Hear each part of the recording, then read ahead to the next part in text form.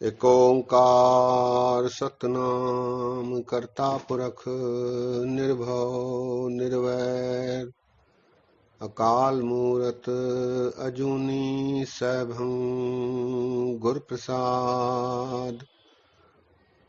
राग बिलावल महला पहला, चौप दे घर पहला। तू सुल्तान कहाँ हो मियाँ, तेरी कौन वडाई। जो तू दे सो कहा स्वामी, मैं मूर्ख कहन न जाई। तेरे गुण गावां देह बुझाई, जैसे सच में रहो रजाई। रहाओ जो किछ होवा सब किछ, तुझते तेरी सवस नाई। तेरा अंत न जाना मेरे साहब, मैं अंधुले क्या चतुराई। क्या हूँ कथी कथे कथ देखा, मैं अकथ न कथ ना जाई। जो तुध भावै सोई आखां, तिल तेरी वड्याई।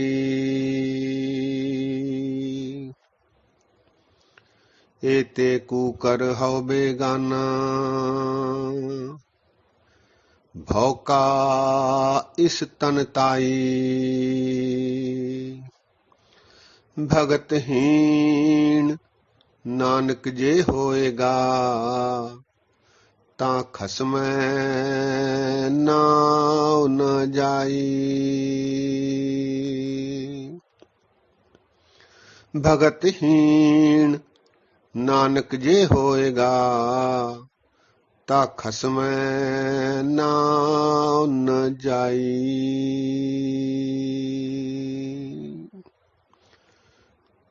सत्कार योग सत्संगियो, वाहिगुरु जी का खालसा वाहिगुरु जी की फतेह। आज श्री गुरु नानक देव जी महाराज जी की वाणियों पर संक्षिप्त रूप से विचार साझे करेंगे। श्री गुरु नानक देव जी महाराज सिख पंथ के आदि गुरु हैं। आप कलयुग के अवतार हैं।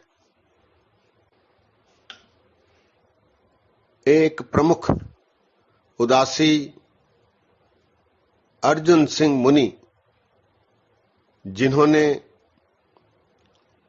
श्री गुरु ग्रंथ साहब जी का कुछ भाग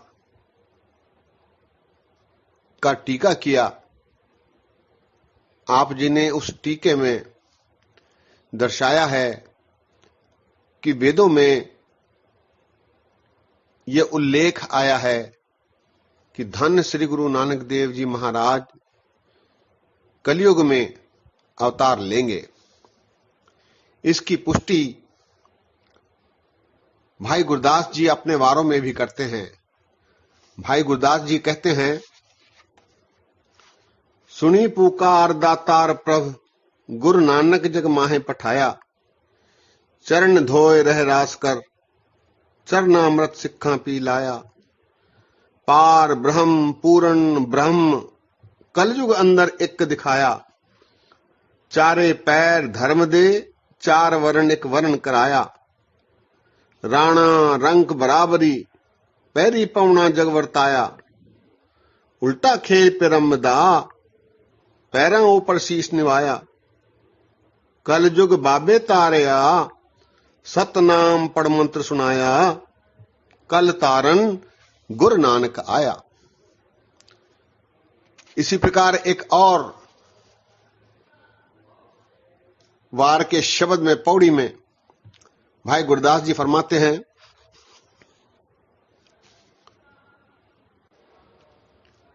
सतगुरु नानक प्रगट्या मिट्टी धुंध जग चानन होआ, जूकर सूरज निकलया तारे छपे अंधेर पलोआ, सिंह बुके मृगावली भन्नी जाय नदी धरोवा, जिथे बाबा पैर धरे पूजा आसन थापन सोआ, सिधा आसन सब जगत दे नानक आद मतेजे कोआ, घर घर अंदर धर्मसाल होवे कीर्तन सदा विसोआ, बाबे तारे चार चक नौ खंड पृथ्वी सच्चा ढोआ, गुरुमुख कल विच प्रगट हुआ, गुरुमुख कल विच प्रगट हुआ। इसी प्रकार भट्टों की वाणी में भट्टों के मुखी कलसहार अपने सवैये में गुरु नानक देव जी महाराज के बारे लिखते हैं, सतयुग तय माणियो छलियो बल बावन पायो, त्रैते ते माणियो राम रघुवंश कहायो, द्वापर कृष्ण मुरार कंस कृतार्थ कियो, उग्रसेन को राज अभय भक्तौ जन दियो, कलयुग प्रमाण नानक गुर अंगद अमर कहायो, श्री गुरु राज अब चल अटल आद पुरख फरमायो। निसंदेह श्री गुरु नानक देव जी महाराज कल युग के प्राणियों को उनका उद्धार करने के लिए इस संसार में आए। गुरु नानक देव जी सिख पंथ के संस्थापक भी माने गए हैं, जिनकी जोत अगले 10 गुरुओं में चली। आप जी इस संसार में 70 वर्ष रहे। इस दौरान आपने उत्तर दक्षिण पूर्व पश्चिम चारों दिशाओं में यात्राएं की, जिसे उदासी कहा जाता है। इतिहासकार मानते हैं कि महाराज ने लगभग 22,000 मील की यात्राएं की। लोगों के अपने पास आने तक की प्रतीक्षा नहीं की और जन जन तक पहुंचकर उन्हें सतनाम का मंत्र सुनाया, उनका उद्धार किया, मानवता का कल्याण किया। आपके व्यक्तित्व के बारे माना जाता है कि वे मानवतावादी, निर्भीक लोकनायक, ईश्वर प्रेमी, अद्भुत व्यक्तित्व के महान अवतार थे। दुर्भाग्य से इनके हस्तलिखित कोई ग्रंथ प्राप्य नहीं। आपने सिख पंथ के लिए विभिन्न स्थानों से भक्तों के वाणियों को संकलित करके पोथियों के रूप में सुरक्षित रखा और अपने परवर्ती होने वाले गुरुओं को उन्हें ये पोथियां सौंपी।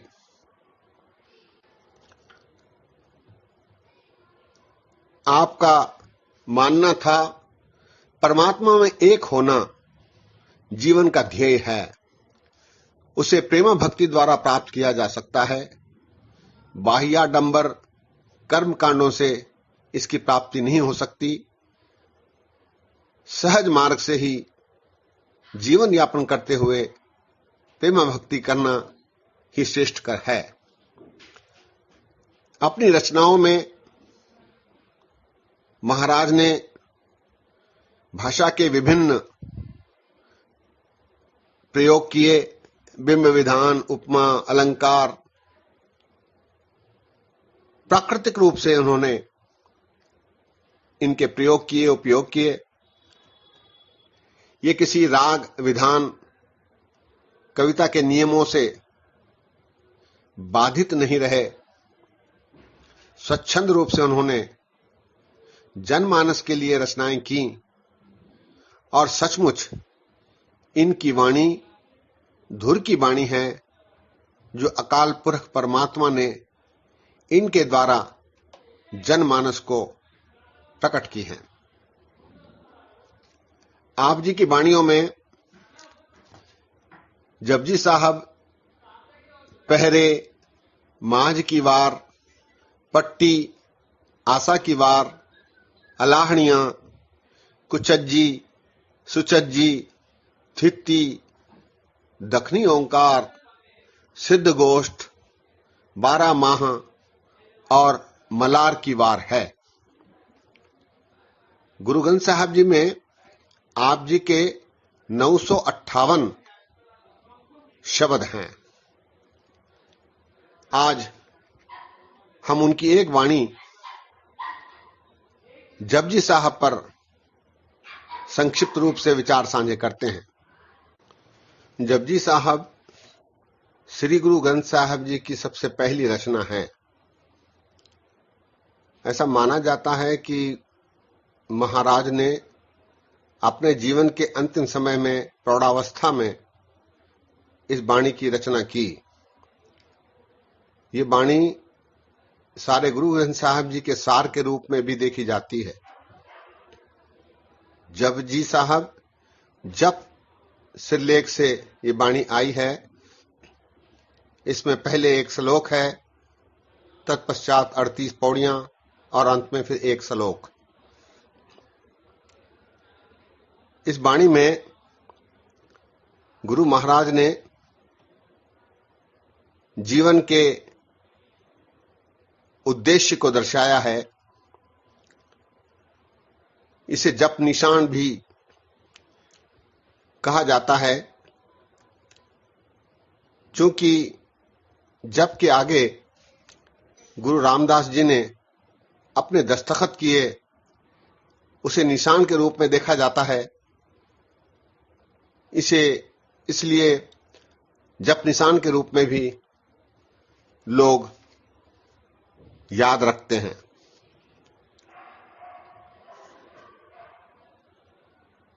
चूंकि भारतीय परंपरा में जप सबसे अधिक महत्वपूर्ण माना गया है। भगवत गीता में जप को सर्वश्रेष्ठ, पतंजलि के योग सूत्र में जप को महानता, तंत्र साहित्य में जप की श्रेष्ठता सिद्ध हुई है। पुराणों में प्रासंगिक जप और नाथ समुदाय में सहज अवस्था में जप करने की विधा है। इसीलिए गुरु नानक देव जी महाराज ने भी जप को महानतम मानते हुए इस संबंध में एक वाणी की रचना की, जिसे हम जपजी साहब के रूप में जानते हैं। जप के 3 प्रकार माने गए हैं, वाचिक, कायिक और मानसिक। वाचिक अर्थात उसे जोर से जपना, ऊंची आवाज में जपना। कायिक जपना धीरे से, केवल होंठ हिलने। और तीसरी विधि मानसिक, अर्थात कोई शब्द का उच्चारण नहीं, मन ही मन में जाप करना। इन 3 प्रकार की विधाओं में गुरु नानक देव जी महाराज ने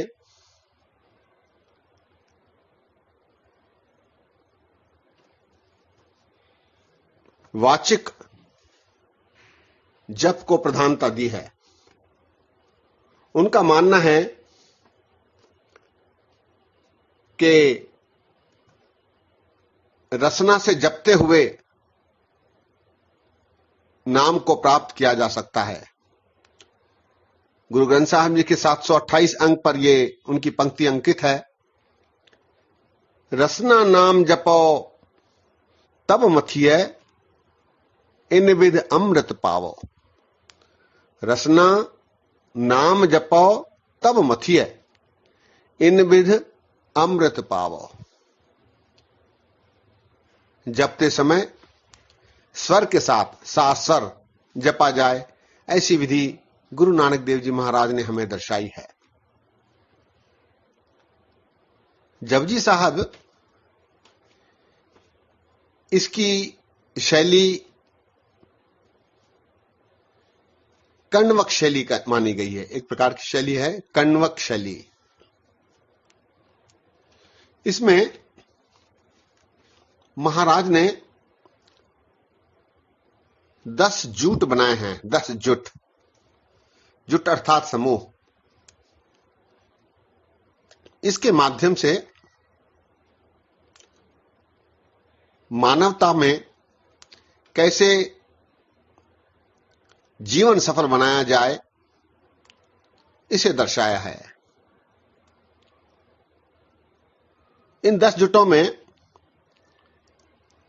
ये 4-4 पौड़ियों के जुट हैं। इनका समूह विचार के भवन के रूप में बना है। पहले जुट में पहला श्लोक और 3 पौड़ियां हैं।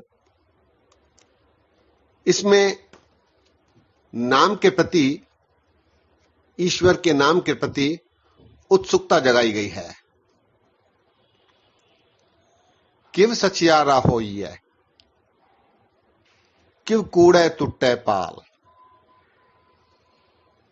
कैसे हम सच्चे बने, कैसे इस झूठ की दीवार को तोड़ा जाए, ताकि हम सच बनकर उस सच्चे अकाल पुरख परमात्मा में विलीन हो।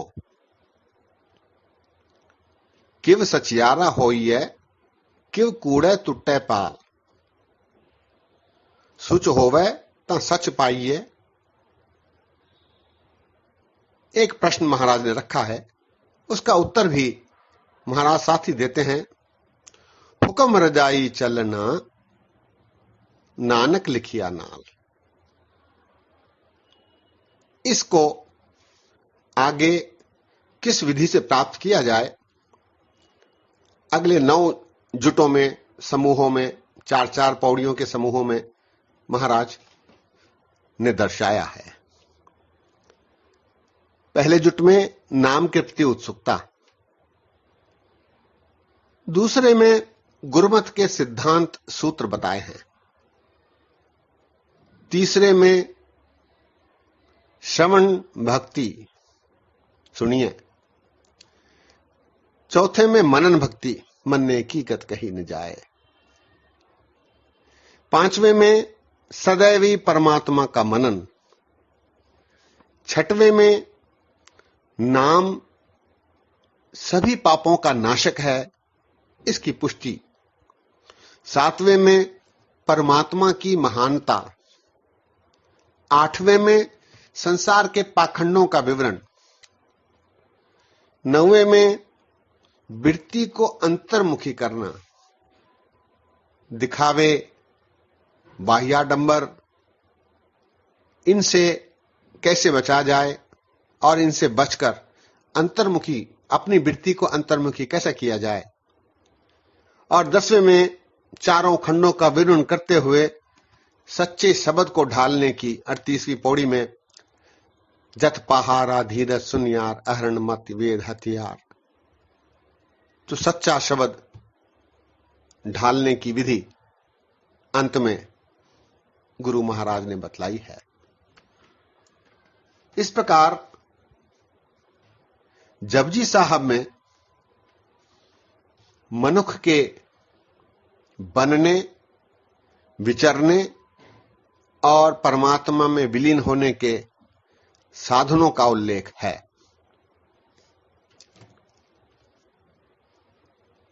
गुरु महाराज ने अपने 958 शब्दों में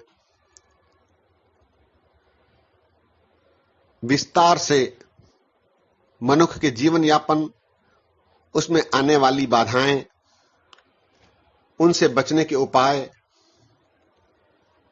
का दर्शन कराया है। पहरे में 4 पहर जो मनुष्य के हैं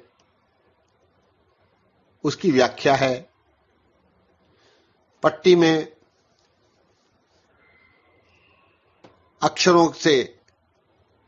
अक्षरों के माध्यम से आध्यात्मिक उपदेश, आशा की वार में सामाजिक परिस्थितियों और आध्यात्मिक व्यवस्थाओं का उल्लेख महाराज ने किया है। अलाहणिया में परमात्मा की तारीफ, कुचज्जी सुचज्जी में बुरी स्त्री और भली स्त्री, इनका भेद, स्थिति में बाह्याडंबर जो करते हैं, ये दिन अच्छा ये दिन बुरा, उन पाखंडों का खंडन करते हुए सारे दिन समान हैं, माह दिवस मुहूर्त भले जिनको नदर करे, इसका निर्धारण किया। दक्षिणी ओंकार में शब्दों के माध्यम से आध्यात्मिक उपदेश, सिद्ध गोष्ठी में सिद्धों से गोष्ठी करते हुए उनके पाखंडों का निषेध, उन्हें उपदेश देकर पारिवारिक जीवन की श्रेष्ठता को महाराज ने सिद्ध किया। 12 माह महाराज की एक विशेष रचना है